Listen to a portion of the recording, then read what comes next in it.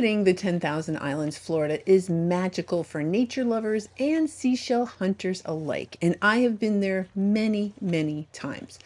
Now, I've shown you the island, I've shown you all the different things we can find there, but I haven't really explained what goes on behind the scenes and some of the other things that happen. So on this particular journey, I got up at 4:15 in the morning because I had a very early boat. I was on the road by 5:45 because I had a 6:45 a.m. boat to catch. Now, getting onto the boat from the marina is pretty straightforward. You go from the dock into the boat, and then you're ready for a boat ride. And sometimes you get a glorious sunrise, which is always really fun. Now, of course, it's low tide because that's how I roll.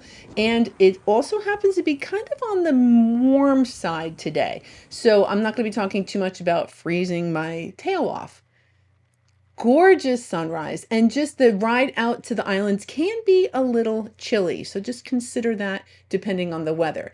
Now, once you get to the island, you're going to put your fanny on the side of the boat, you're going to swing your legs over, boom, and you're there. Now, for the most part, you can stay dry. On my particular day, my feet did get wet, and it was okay because it was warm enough. So after all that, we are here on Dickmans Island. Now, Dickmans is known for sand dollars. I don't know that I've ever been to Dickmans Island and I didn't go home with at least a few sand dollars. Now, it would appear that these are really kind of the discount rack. So don't pay attention to those. We can really be choosy like this one. So this is a 5-hole keyhole sand dollar. Oh, it's just lovely. So yeah, that is definitely a keeper. And we also have this really pretty Sunray Venus clam. So we have some fancy clams down here in Florida. So we're going to start off with a sand dollar and a fancy clam. We'll see what else we can find. Now, upon first inspection, I'm going to be honest, and it really doesn't look all that promising. I see sand, I see ponderous arcs, I see giant Atlantic cockles, and a couple more of those Sunray Venus clams. But don't let that fool you. I am pretty determined. And believe me, I find some seashells. So I will be hunting for seashells and I will identify everything that I find along the way. And today does seem like it's going to be kind of a bivalve kind of day. Now, we also are going to see some critters. And so that's always exciting to me. So if you're ready to see what all is out there for us today, let's go to the beach.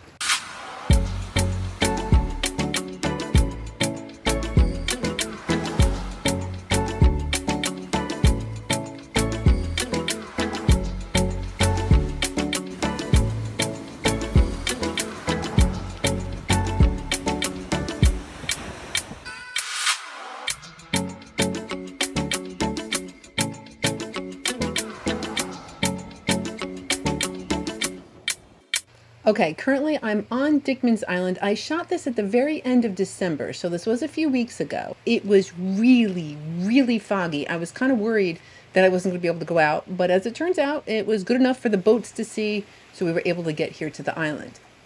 This is a Florida fighting conch. Rather impressive size on one, too, with a very strong stromboid notch. Lovely. Okay, yeah, we knew that. We knew sand dollars were going to be here. I'm not going to pick up every single one because I am so spoiled. Yep, I can be a sand dollar brat. I find them so often that if it's not perfect, I can just leave it at the beach. I feel bratty about that, but it's the truth. Down here in Southwest Florida, depending on when you go, it's not terribly hard to find sand dollars. And lately, I've been finding them by the bucket load. But I don't have so many, and I haven't lived here so long where I can go, oh, look, a sand dollar, and I don't touch it or inspect it. I'm not there yet, believe me. So I take the ones that I think are really nice, and then I leave the other ones there. Sometimes you'll just see the petals, and I don't try to lift it by the edges because I'm afraid I'll break it. So I push my finger underneath the sand, push the sand dollar up. Now, sand dollars are flat urchins. So they are a member of the urchin family. And then I always bring a hard container within my shell bag so that those will go in. They will be protected for the most part. I lose them sometimes, but for the most part, that does a great job of working. Now, on my way out to the island, this is where I am now. This is Dickmans Island. I know Google Earth makes it look a little wonky, but that is Dickmans. And then this is Kice. We're going to spend some time on Dickmans and then move over to Kice. I already know that. That's just the way the shelling was a little slow. So in order for us shellers to get maximum time on the islands and really maximize our chances to find goodies, we'll start at Dickmans, end over on Kice. I'm going to get dropped off kind of mid-island and then picked up on the north end of the island. So we can kind of understand where physically I'm going to be. A critter! This is a live lettered olive. Isn't it cool? So this is the front of the shell we're looking at. I know it kind of feels like it's the bottom of the shell, but it's the front. So the opening is where the critter's going to come out. And I was curious about the anatomy of a lettered olive. So I tried to look it up and good luck. If you find something, let me know. Because I could not find anything. There you go, buddy. All right, so we'll just leave that olive the way it is. See what else is here. A top snail. A jujube top snail. There are a couple different kinds, but this is really the more abundant one. If you find a little triangle looking shell, it's likely a jujube top snail. Another lettered olive. And another. Now they dig kind of like underneath the sand and they make these little wacky like trails. There it is. There's a lettered olive. Now, there's other animals that kind of do the same thing. Not too long, a sunray Venus clam was pretending to be a lettered olive. That is a fighting conch. So some of the animals, when they're buried under the sand and the tide goes out, they just kind of unbury themselves. That is also a fighting conch. I know, it looks like a lump of sand, but all right, there's some olives. All right, so we know there's critters there. Now today, I did take a peek at the weather and I knew it was going to be in the 70s. And look, the high of 78. So I knew it wasn't going to be really cold and I could probably brave the weather. The temperature of the Gulf is around 67 degrees or so. So I knew it would be warm enough for me to get my feet in the water and I wasn't going to die. So that's what I did. So today I have water shoes on, even though it's December. Oh, you're so cool. What are you doing? You ready for your close-up? Well, are you going to do anything? All right. So I waited. And I waited. And the critter, it just didn't do anything. So, okay, fine. Be that way. I was kind of just hoping to get some sort of cool action or movement or something. Now, this olive, see that little floppy thing kind of hanging out on top? That is a siphon. And that's used for respiration, for feeding, sensory detection, protection, and camouflage. And no, it doesn't use it like a sword or anything. It can kind of smell with that thing. And again, I tried to kind of look up anatomy and figure out what was going on, but other than the siphon, I had to look at some of my old footage, and I'm going to get to that in a second. Look at the little eyeballs right there and right there. So that's a juvenile fighting conch, also alive, hiding under its little shell. Now, I do want to show you a previous shot of an olive I had gotten. This is the best thing I could do as far as research. I literally tried to find the anatomy and I can't. So it does have like little antennas and it has that siphon. I was more curious about the proboscis, and we're going to talk about that a little bit later because some of these animals have both a proboscis and a siphon. But it appears to me that the lettered olive just has its little antennas and then it has its little siphon. Whoa. They're cool. All right, back to present time. I have an orange jingle and a very lovely calico scallop. Very bright, nice bright color on this kind of a cloudy, foggy sort of day. Another olive. Oh, it's empty this time. Oh, it's been damaged. Now that actually is like lumpy, that white part. So the shell had broke and then the animal repaired itself. Oh, that's neat. But yeah, the coloring is just really off. Oh, that's very different. I like that. So that's another lettered olive. Oh, hey, buddy. I'm even seeing you down here. Curious. So this is a short-spined sea urchin. And oh, look, you can see it moving. So we know for 100% sure it was alive. It looks alive. I mean, you can, well, if you know, you can kind of tell. And I find this funny because they eat algae. So it's kind of like it's wearing a pizza on its head. It can kind of just like eat what it's wearing. Not really, because its mouth is on the underside, but. So that is a short-spined sea urchin. All right, lots of critters.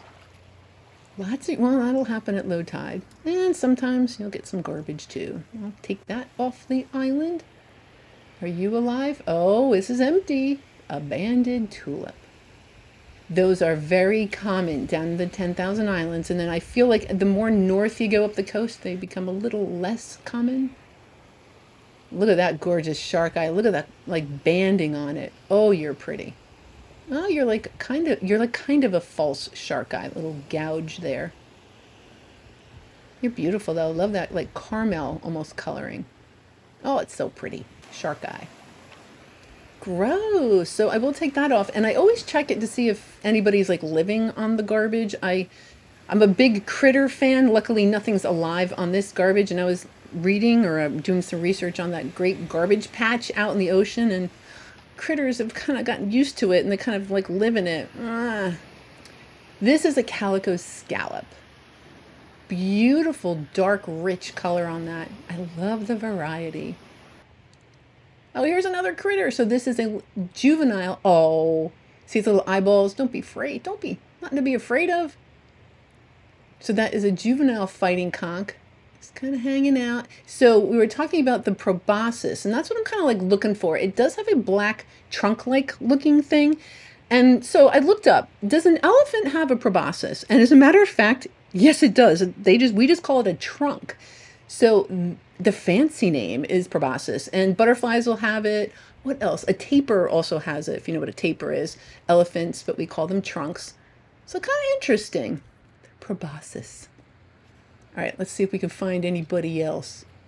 Hopefully a shell or two will show up too. Oh, we're still dealing with critters right here. All right, so we're looking at a hermit crab. What kind? Well, we're going to need to see its claws for that. I'm going to speed this up just a little bit. Oh, it's a dimpled hermit crab. I was curious if its front claws were like specific to eating stuff. I don't know. It eats algae, decaying organic matter, small invertebrates, worms and crustaceans, things like that. Plankton, particles, food leftovers.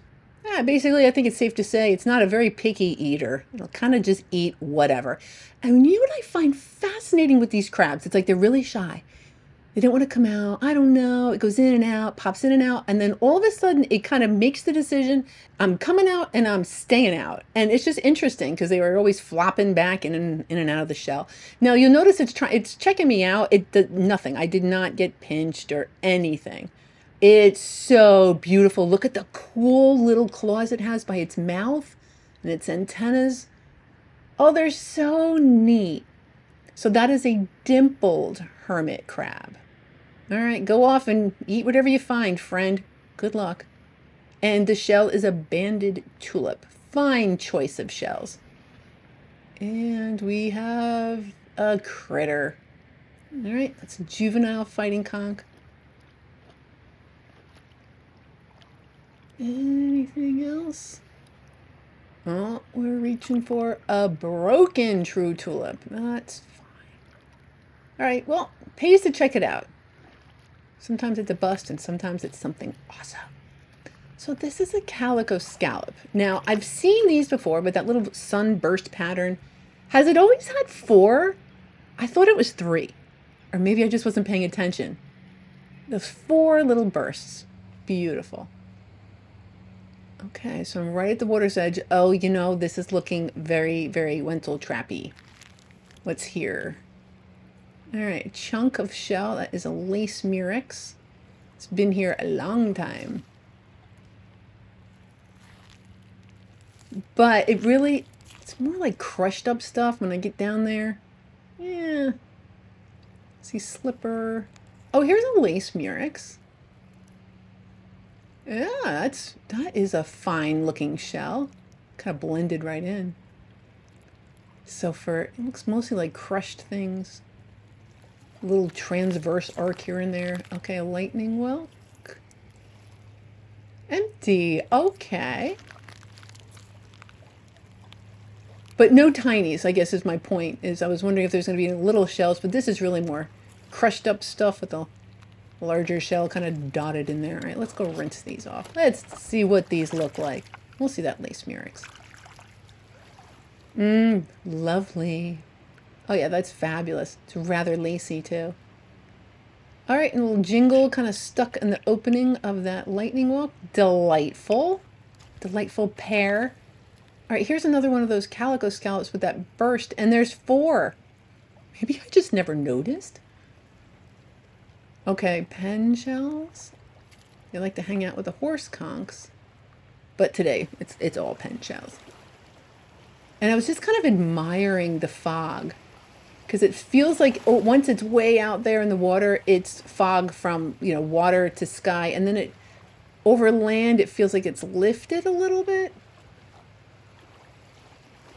I kind of like the weather too, so I am interested. At least I don't have to worry about hurricanes or thunderstorms, I guess. Maybe a storm here and there. I wouldn't actually mind a storm right about now. Check out that. So this is a broad-ribbed cardita, but it looks like there's little beads. It almost looks like an abacus. Oh, that's neat. They're not all like that. That one is really cool. So broad-ribbed cardita. Okay, another one of those calico scallops. See what I mean? It feels like there's only 3 stripes on there. Or was there 4? What about this one? 3, and I'm not going to keep you. Yeah, 4. Yeah, go figure. All right, here's a rose petal talon. Nice little splash of pink. Okay, another scallop. Another little calico scallop. All right, no sunburst pattern on that one. That is okay. Ooh, all right, bonus barnacle. All right, a couple of lovely bivalves. Another bivalve. Spiny jewel box. Yeah, if they're just kind of lumpy, so once the spines kind of wear down, it just kind of looks like a lumpy shell. I don't really collect those. I'm more of a spiny, spiky kind of shell admirer. A spiny jewel box. Okay, so here's another broad-ribbed cardita. Kind of looks ombre. I like that color. But see, it doesn't have those like beads like the abacus on that other one. And that's just another thing I really like about shells. They're just different, like snowflakes. No 2 are going to be the same. That eye is kind of blue, and so when it's...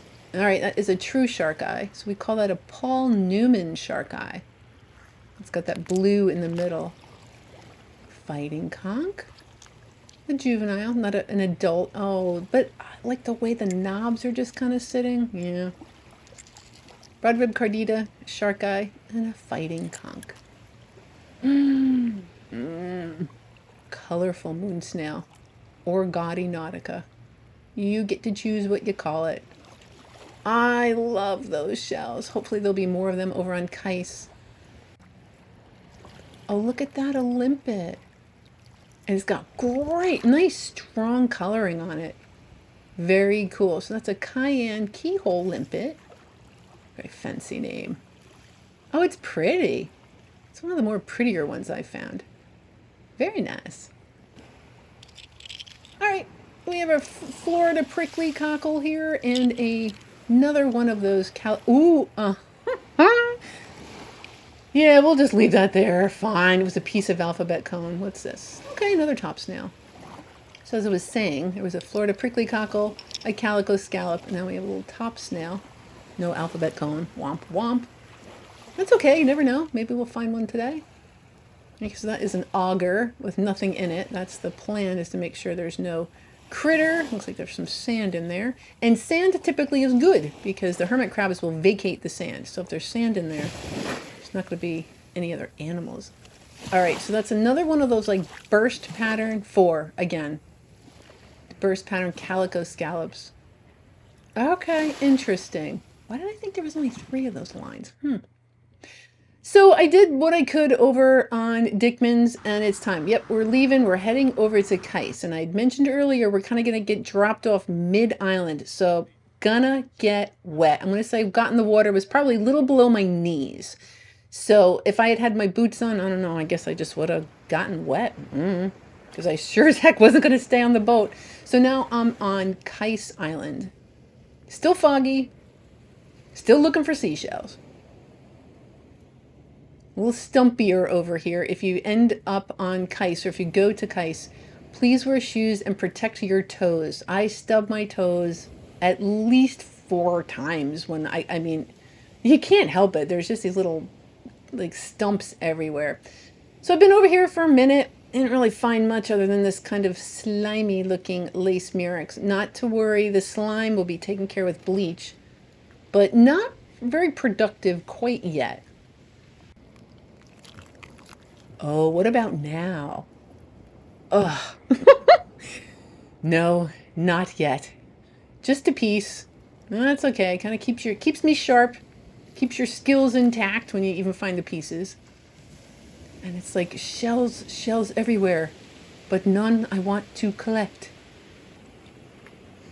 All right, I'm going to try to manifest some really great seashells, but I'm going to be quiet for a minute and let you enjoy some beach time.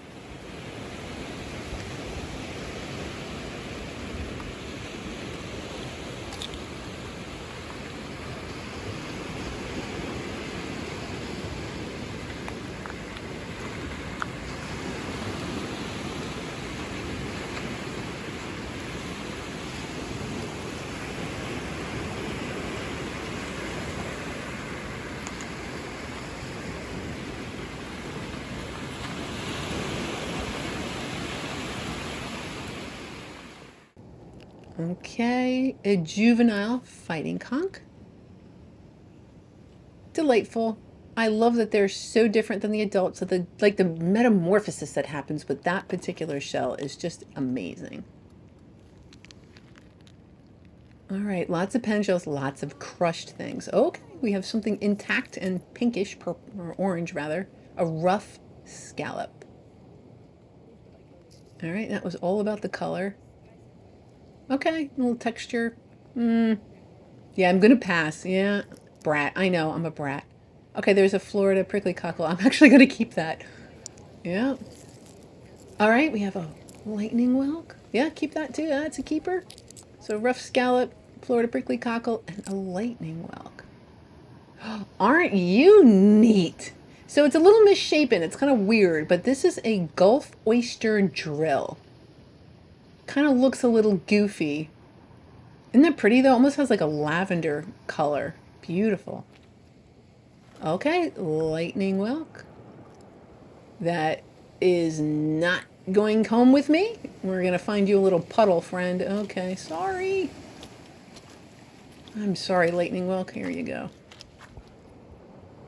So yeah, if there's anything in your shell, that means it is something that, oh goodness, look at the fog. It needs to stay at the beach. All right, still hoping. Maybe a cone or two, or a cantharus even. All right, let's go see. The lower in the cone zone has really not been productive for me today. It's more that rack line. And this is a little slimy, but ooh, it's got a nice shape. Gotta look past that slime. Yep. So as far as I'm concerned, that's a fabulous fighting conch. We have a banded tulip. Okay, you're empty. Delightful. Yeah, thwack. All right, banded tulip. Terrific. Okay, a couple more. Okay, cool. I hit the banded tulip section. No, frankly, usually the entire island is the banded tulip selection, but today the island is making me work a little bit harder. Oh, it's a little dirty. It is. That's where the shells are. That's where you'll find me. This is not necessarily a very clean hobby. Now, the bugs are being merciless, and I switched over to my winter gear. So I thought I didn't have my bug spray with me. So I decided to put on these gloves. So I carry all my gear. Normally I would have had this with me. And as it turns out, I did have it with me. I just checked the wrong pocket. So anyway, I do use that no-see-um bug barrier. I will put a link in the description box below. But if all else fails, I just cover up. So that's what I decided to do. And look at this. So these are all snails. These aren't really marine snails, and they're not really land snails. They kind of hang out in an area called a splash zone. And they are periwinkles. These are mostly cloudy periwinkles. I will show you a mangrove periwinkle. So the shape is all essentially the same. You know what I'd really love to find? There's also a periwinkle called a beaded periwinkle. So it'll kind of look like a nutmeg. It'll be beaded, but it's actually periwinkle. That would be cool. So anyway, these are all little periwinkles, all kind of nestled together, and they're just waiting for the tide to come back in. Once they kind of figure it's there, they'll make their way down, and they eat algae and things off of the trees and the rocks. So they're just hanging out. And if you go to Kice and you know, if the shelling is a little slow and you're kind of looking around, look at the trees that are a little bit closer to the Gulf. There is a mangrove periwinkle right there. It's all kind of stripy. Oh, there's a couple in there. I just think they're really cool. One of these days, I'd also like to go down to the Everglades and look for some tree snails. I love Florida, even if it is a little foggy. Check out, oh, neato. So this is, oh, look at the flare on that. Oh, it's very fancy. So this is a sharp ribbed drill. And they call them a drill because they actually drill into other shells and kind of slurp out the contents. Now, how did I get here? The way I always get here, with SWFL Shell Guide. I am friends with Allie. Allie is amazing. And if you think about it, that's one of the things that she likes to do for her guests, make sure they get the shells. That's why she wasn't really sure what the shell conditions were going to be. So we started on one island and ended up on another. You're not always going to do that. I just tell people, listen to what Allie says. If Allie says, you know, hoof it to the middle of the island, hoof it to the middle of the island. Just listen to what she says, and she will do her best to get you the goods. All right, we have another calico scallop. Oh, only one little one of those like sunbursts. Oh, it's just so delicate and lavender and pretty. All right, we have a channeled duck clam, very thin, or a sailor's ear, an elephant ear. Wow, we said elephant twice in this video. Or so that, yeah, channeled duck clam. Ooh, all right. I'm wearing gloves. I'm going to pick up this glove. That's garbage. It's coming off the island. Garbage, more garbage. Yeah, you might have noticed in that last shot, or even in this shot, I'm holding a bucket because SWFL Shell Guide offers this fabulous shell bucket. This is my new favorite thing to use for shelling. I guess because the opening, it just stays open. So I just plop the stuff right in there. It's great. You can find that over on her website. I'll put a link in the description box below. Oh, so now we're going to talk about albinistic. So you notice that white shell, it does have like a little bit of pink on it. It means it's not like a true quote unquote albino shell. So your regular version versus your albinistic version. I still love albinistic shell. Any weird colored shell, I love it. So I'm definitely going to collect those as well. So I do need to make my way all the way up to the north end of the island to get my ride back to the marina. Oh, this is neat. So we have another one of those like sunburst shells, calico scallop. Very cool. So I can't believe I never noticed that there was 4 of those beams. Anyway, one thing I want to point out before I put it down, look at the 2 different kinds of barnacles. So the white ones are called ivory acorn barnacles, and that purple one on the bottom, that's called a striped acorn barnacle.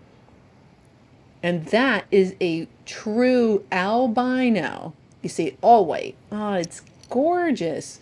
So albino Florida prickly cockle and my calico scallop. Okay, I talked about this not too long ago, but I don't always run into the wood with the holes, and you can literally see the little critters in those holes because that's what made them.